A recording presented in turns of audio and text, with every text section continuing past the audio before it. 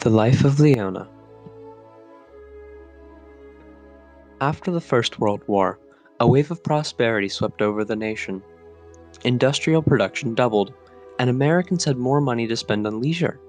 This combination of wealth and free time gave birth to the million-dollar theaters. These used the latest movie-making technology to fulfill the mass desires for opulence and fantasy. The first million-dollar theater was built in Los Angeles in 1919, but it wasn't long before the Steel City followed the trend.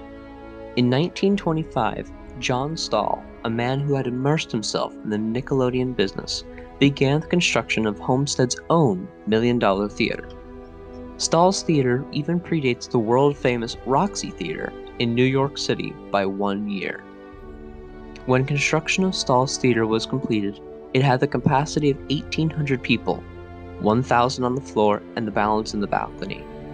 The building was 3 stories tall, 4 including the basement, with the 3rd floor being entirely dedicated to laundry.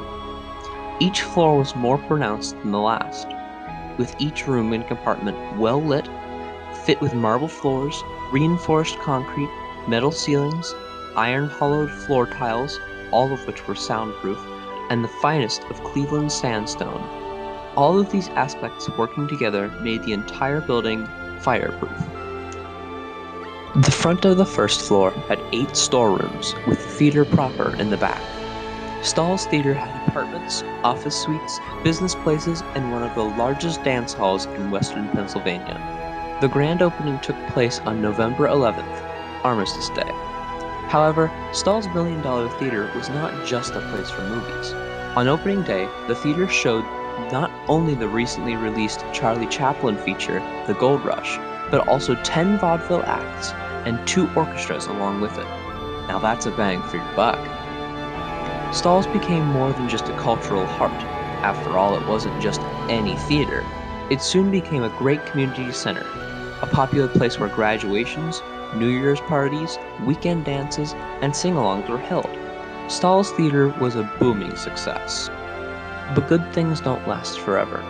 During the Depression of the 30s, Stahl's began to fall upon hard times, which only worsened into the 40s. U.S. Steel had expanded for the war and displaced 10,000 families in Homestead. With the lack of people living nearby, Stahl started to lose valuable revenue. In a financial arrangement, Titus Hodder, the building's contractor, took over the building. Titus renamed the building Leona in honor of his daughter. Throughout the 40s and 50s, the new Leona Theater stayed family-friendly, showing Saturday cartoons, the occasional magic shows, and other live performances. Leona was a great place for young people to go on dates and see a good movie. However, with the change in economic environment, the Leona Theater was still struggling to make a profit. So, in 1973, a businessman named Anthony Pivarotto bought the Leona in order to resell it to Exxon to make a gas station. But at the last second, Exxon backed out. Pivarotto then looked for other options to make the Leona a money-making revenue once again. It seemed the best way to keep a theater like this was to bring live performances to the stage. So, through the 1970s, the new Leona Theater was a popular ground zero for memorable stars, such as David Bowie, Journey, Van Halen, and the Sex Pistols, along with other popular names that could be found performing for cheering crowds. Jazz artists, such as Freddie Hubbard, Larry Coryell, Pat Metheny, appeared with their swaying jazz tones. Folk and country rock acts like Pete Seeger, Pure Prairie League, New Riders of Purple Sage, and Don Williams also appeared live at the Leona. However, even with all these great performances and amazing talent, the Leona still struggled. In 1978, the Patti Smith Group from New York City performed, making it the last performance on Leona's beautiful stage. There were many attempts to renovate the theater and keep it from being destroyed, but in 1983, Sheets purchased the theater and fulfilled the destiny allotted to it 10 years prior. The Leona Theater was torn down and made into a 24-hour convenience store.